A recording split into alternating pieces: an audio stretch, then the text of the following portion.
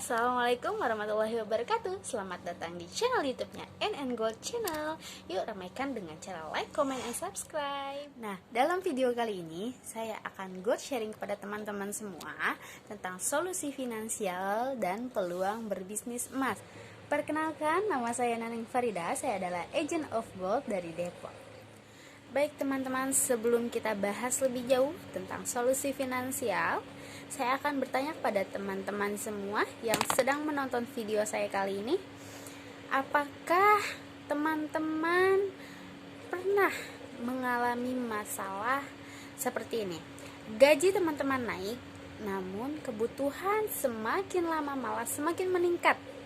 Ya, gaji teman-teman naik, tapi kok beli apa-apa sekarang mahal, ikutan naik juga, gitu ya. Lalu, apakah teman-teman memiliki sifat konsumtif sampai saat ini sehingga teman-teman sulit menabung? Dan siapakah yang sampai saat ini masih mengandalkan kartu kredit? Nah, dan banyak hutang ribanya, lalu selalu pinjam uang untuk kebutuhan darurat. Oke, pastinya setelah banyak permasalahan yang teman-teman mungkin salah satunya pernah mengalami, dan teman-teman pernah berpikir untuk saya ingin punya penghasilan tambahan nih, kerja dari pagi sampai malam gitu ya, tapi kayaknya kebutuhan kok nggak pernah cukup gitu, sehingga berpikir untuk ingin punya penghasilan tambahan, entah itu jualan, entah itu berbisnis dan lain sebagainya ya. Nanti saya akan kasih tahu solusinya bagaimana agar teman-teman memiliki usaha tambahan yang insya Allah usahanya menguntungkan dan profitnya juga gurih. Nah, apa sih yang teman-teman dapatkan dalam gold sharing video kali ini? Dan yang pastikan teman-teman akan mendapatkan solusi finansial, serta nanti teman-teman bisa menahan sifat konsumtifnya ya. Dan teman-teman akan mengetahui tabungan apa yang terbaik, serta solusi menyelesaikan hutang dengan lebih cepat dan bisa lebih mudah merencanakan masa depan. Tentunya teman-teman semua pasti punya impian ya, punya tujuan. Misalkan salah satunya teman-teman ingin melaksanakan ibadah haji atau umroh bersama keluarga, orang tua atau pasangannya, gitu ya. Atau teman-teman ingin memiliki rumah idaman, atau teman-teman pingin mobil ya untuk bisa bawa keluarga gitu ya, dan tabungan pendidikan terbaik untuk anaknya nanti di masa depan, serta menyiapkan tabungan dana pensiun untuk kita nanti di hari tua. Dan apakah ada impian Anda untuk segera melunasi hutang-hutang? Nah, bagaimana sih cara cepat agar impian tersebut cepat tercapai, cepat terwujud gitu ya. Nah, jadi Teh Neng di sini akan coba kasih solusinya. Solusinya bagaimana cara mengalokasikan keuangannya ya, mengalokasikan keuangan yang teman-teman dapatkan dari gaji atau dapat bonus misalkan, atau yang sedang berbisnis dapat keuntungan dari bisnisnya gitu ya. Nah, bagaimana solusi mengalokasikan keuangannya gitu ya. Jadi solusi finansialnya seperti ini teman-teman. 10% itu untuk tabungan ya. Jadi dari semua uang, hitungan total bersih keuangan teman-teman itu dialokasikan 10%-nya untuk tabungan. Jadi untuk tabungan ini usahakan sisihkan di awal ya, jangan nunggu ada sisa baru teman-teman berpikir untuk nabung gitu ya. Jadi jangan, untuk tabungan dulu di awal 10%. Nah, yang kedua 10%-nya itu untuk ziswaf ya, zakat, infak, sodakoh, dan wakaf gitu.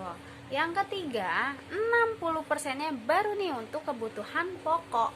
Apa saja kebutuhan pokok? Misalkan teman-teman perlu bayar listrik setiap bulannya ya. Beli beras, beli telur, beli segala macam, pokoknya kebutuhan pokok ya. Kebutuhan pokok teman-teman itu 60% dari penghasilan teman-teman. Lalu 10%-nya untuk dana darurat. Jadi kita harus simpan ya uang apa sih biasanya kita sebut tuh uang mati. Jadi disimpan 10% untuk dana darurat kalau sewaktu-waktu kita membutuhkan uang tersebut. Nah, lalu 10%-nya untuk lifestyle ya, gaya hidup teman-teman. Jika ingin membeli baju, pakaian atau yang teman-teman lagi pengen gitu ya. Tapi belilah sesuai dengan kebutuhan teman-teman semua. Jangan beli kalau lagi pengen aja gitu ya. Gitu. Jadi ditakar-takar gitu, yang mana yang butuh, yang mana yang cuma pengen gitu ya. Menurut Li Ka-shing, orang terkaya di Hong Kong, beliau mengatakan tidak peduli berapa banyak uang yang Anda dapatkan, selalu ingat untuk membaginya ke dalam 5 bagian secara proporsional. Yang tadi solusi finansial. Nah, tadi kita sudah lihat 10%-nya itu untuk tabungan ya teman-teman ya. Nah, kira-kira teman-teman lebih pilih mana nih menabungnya? Menabung dalam bentuk uang atau dalam bentuk deposito atau dalam bentuk emas? Nah, banyak sekali ya teman-teman, sampai saat ini masyarakat kita masih menyimpan uangnya atau mendepositokan uangnya di bank. Nah, kali ini kita coba hitung-hitung ya perhitungan menabung uang di bank dengan menabung menggunakan emas.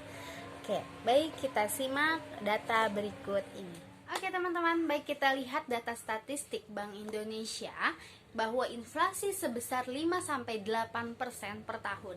Itu artinya harga barang dan jasa juga ikut naik 5-8%. Kenapa bisa ikut naik? Coba kita gambarkan dengan teman-teman membeli pizza ya. Teman-teman membeli pizza saat ini harganya 100.000. Kita coba hitung rata-ratanya saja ya. Rata-rata inflasinya 6% per tahun. Kita ambil 6% per tahun. Nah, teman-teman membeli pizza dengan harga 100.000 saat ini ya. Nah, untuk tahun depan itu harganya sudah naik 6%. Jadi berapa? 100.000 ditambah 6% sama dengan 106.000 harga pizza di tahun nanti gitu ya, di 2022 misalkan. Nah, jika teman-teman memiliki tabungan di bank senilai 1% ya, 100.000 ditambah 1% sama dengan 101.000. Sedangkan harga pizza di tahun depan nanti ya, harganya itu sudah 106.000 karena kenaikan inflasi tadi yang 6% gitu. Kira-kira cukup nggak teman-teman untuk membeli pizza tersebut? Ya, tidak ya. Jadi kurang berapa teman-teman? 5.000 rupiah ya. Jadi masih kurang 5.000 rupiah. Nah, jika teman-teman memiliki tabungan senilai 15% ya, 15%. Nah, jadi tahun depan nanti teman-teman sudah punya tabungan sejumlah 115.000. Kira-kira bisa nggak kebeli pizza? Bisa ya, bahkan masih ada kembaliannya gitu ya teman-teman. Nah, artinya apa? Agar Anda tetap dapat membeli barang atau impian yang teman-teman inginkan, maka kenaikan tabungan harus di atas inflasi ya. Agar kebeli apa tadi? Pizzanya gitu ya. Nah, jadi maka tabungannya harus di atas inflasi gitu ya teman-teman. Nah, kira-kira apa sih tabungan yang menguntungkan yang di atas nilai inflasi? Teman-teman tahu nggak? Yang pertama, apakah nabung di bank? Yang kedua, apakah deposito? Yang ketiga, ataukah menabung dengan emas? Kira-kira apa tabungan yang kenaikannya di atas inflasi? Nah, coba sekarang kita lihat bagaimana pertumbuhan tabungan uang di bank ya. Kita lihat di sini, tabungan di bank sekitar 0,1% sampai dengan 1% per tahun ya. Ini belum termasuk bunga ribanya ya. Dan belum termasuk biaya admin, anggaplah belum ada ya. Nah, kita coba hitung kebijakan bunga bank. Nah, tabungan 0 sampai 1 juta ya. Bunganya 0,0% per tahun. Nah, teman-teman nggak dapat apa-apa nih ya. Kita anggap bunganya belum ada gitu ya, belum dapat. Terus kalau teman-teman punya tabungan 1 juta sampai 50 juta, itu bunganya 0,90% per tahun. Nah, kalau teman-teman ingin mendapatkan keuntungan 2%, itu teman-teman harus punya tabungan senilai 2 miliar. Berarti kecil ya teman-teman ya untuk per bulannya. Nah, berarti kesimpulannya, menabung uang di bank kenaikannya masih di bawah inflasi. Karena tadi inflasinya berapa persen teman-teman? Ya, 5 sampai 8%. Nah, sekarang coba kita lihat tabel berikut ini ya. Teman-teman simpan dana 10 juta di bank ya. Dipotong bunganya, dipotong bunga itu senilai 90.000 ya. Dan belum lagi pajaknya 20%, 18.000 ya. Hitung lagi bunga, dipotong lagi bunga setelah pajaknya 72%. Biaya administrasinya per tahun itu 138.000. Nah, maka hasil bunga bersihnya hanya mendapatkan 66.000. Total saldo yang teman-teman dapatkan ya menjadi 9.934.000. Ya, berarti minus ya. Minus 0,66% gitu ya. Nah, jadi kira-kira malah bertambah apa malah berkurang? Nah, justru malah berkurang ya teman-teman ya. Nah, kalau kita lihat hasilnya ya, kalau kita lihat hasil akhirnya ya teman-teman taruh uang 10 juta dan hanya mendapatkan uang 9.934.000 ya. Jadi malah berkurang ya teman-teman. Nah, kalau gitu tabungannya saya tambahin deh jadi 20 juta gitu ya, supaya untung gitu. Nah, sekarang coba kita lihat tabel berikut ini ya. Teman-teman tabung 20 juta ya. Kita lihat bunganya, pajaknya, terus bunga setelah pajak, biaya administrasi, dan hasil akhirnya teman-teman hanya mendapatkan uang 20 juta 6.000 rupiah ya. Nah, ya sedikit banget, cuma untung berapa? 6.000 rupiah teman-teman. Artinya jika menabungnya dengan metode konvensional, maka teman-teman tidak malah menjadi kaya, tetapi malah semakin miskin. Nah, sekarang kita lihat bagaimana pertumbuhan deposito ya. Contoh, pada waktu itu ada seseorang yang ingin menaruh uangnya di bank ya, ingin didepositokan pada tahun 2017. Dia menaruh uang 1 miliar di bank. Nah, bunga maksimal 10% per tahun dan bunga berbunganya ya, roll over. Nah, rencananya akan ditabung selama 5 tahun, berarti sekitar tahun 2012 akan diambil uangnya. Uangnya sudah berjumlah 1,64 miliar. Sekarang kita bandingkan dengan cara menabung dengan emas. Nah, tahun 2007 saat itu harga emas senilai 200.000 per gram. Nah, berarti kalau 1 miliar itu bisa beli emas sebesar sejumlah 5 kilo ya, 5 kilo emas. Nah, tahun 2012 harga emas saat itu sebesar 550.000 per gram ya, per gramnya. Berarti jika dicairkan itu senilai 2,75 miliar ya teman-teman. Nah, jadi kira-kira lebih menguntungkan yang mana? Didepositokan atau ditabung dengan emas ya? Masya Allah, ini lebihnya sampai berapa tuh? Ya, 1 miliaran ya. Sedangkan uang kita yang kita depositokan ke bank itu hilang senilai 1 miliar teman-teman.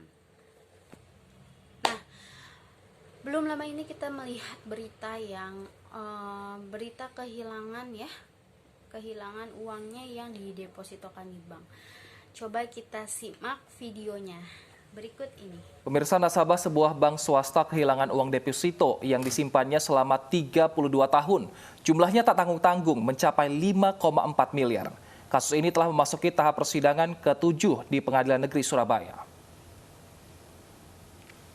Dokumen ini menunjukkan tabungan deposito yang mulai disetor sejak tahun 1988 lalu dengan nominal 5 hingga 10 juta dalam 9 rekening deposito. Menurut kuasa hukum, jika dalam hitungan selama 32 tahun ini, tabungan deposito tersebut berbunga menjadi 5,4 miliar. Pihak bank menyatakan uang tersebut telah diambil oleh nasabah. Namun pernyataan tersebut dibantah Johan Sutanto, Herman Sutanto, dan Foni Sutanto. Mereka mengaku tidak pernah mengambil uang deposito tersebut. Dalam persidangan selanjutnya, majelis hakim akan menghadirkan saksi dari korban pelapor di Pengadilan Negeri Surabaya.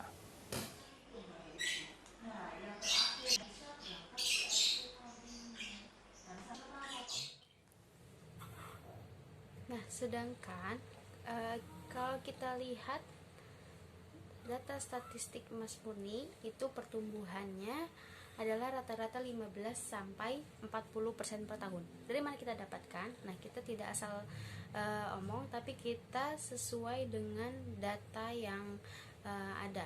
Kita lihat dari goldprice.id. Nah, ini adalah statistik 10 tahun ke belakang. Nah, teman-teman bisa lihat di sini. Kalau kita ambil tarik garis lurus, maka itu akan grafiknya akan naik. Nah, bagaimana jika kondisinya normal? Nah, ya, walaupun slow, tapi tetap saja kalau kita ambil tarik garis lurusnya, ya, itu tetap saja naik. Nah, bagaimana grafik emas ketika sedang krisis moneter atau saat ini kita sedang mengalami pandemi atau COVID-19? Kita lihat grafik emasnya ya. Di tahun 2019 ya itu naik turun, kemudian di tahun 2020 itu beranjak naik jauh ya. Kita lihat grafiknya naik ke atas gitu ya. Jadi tidak berpengaruh ketika krisis ekonomi, justru malah harga emas malah naik gitu ya. Nah, setelah kita lihat tabel berikut ya, berarti kesimpulannya apa? Nah, setelah kita lihat penjelasan tadi ya, deposito uang di bank, menabung dengan emas ya. Jadi kesimpulannya adalah menabung dengan emas adalah tabungan terbaik. Nah, sekarang kita lihat tabel perbandingan menabung uang di bank dengan emas ya. Menabung di bank terdampak inflasi dan dana sulit berkembang. Sedangkan jika simpan emas, anti inflasi dan nilainya cenderung naik setiap tahunnya. Nah, jika menabung di bank, bunga tabungan rendah ya, ditambah riba pula. Nah, jika simpan emas itu anti riba. Jika menabung di bank, dibebankan biaya admin. Kalau menabungnya dengan emas itu tanpa ada biaya penyimpanan ya. Menabung di bank dikenakan biaya pajak setiap bulan. Kalau emas tidak kena pajak setiap bulan gitu ya. Dan menabung di bank itu ada limitasi atau aturan bank. Nah, kalau simpan emas, Anda sendiri sebagai pengelolanya ya, aset freedom.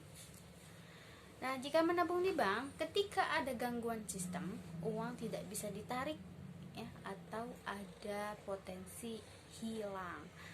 Nah, jika menabungnya dengan emas itu mudah dicairkan karena sifatnya likuiditas gitu. Itu ya teman-teman. Jadi kesimpulannya ya, emas adalah tabungan terbaik karena emas tabungan yang kenaikannya di atas inflasi. Jadi pilih mana teman-teman? Menabung di bank atau menabung dengan emas? Terima kasih telah menyaksikan video Gold Sharing kali ini. Saksikan part selanjutnya, yaitu tentang manfaat emas dan apakah emas bisa mewujudkan impian-impian Anda. Saya ingatkan kembali, jangan lupa like, comment, and subscribe. Semoga video kita kali ini bermanfaat untuk teman-teman semua. Terima kasih. Wassalamualaikum warahmatullahi wabarakatuh.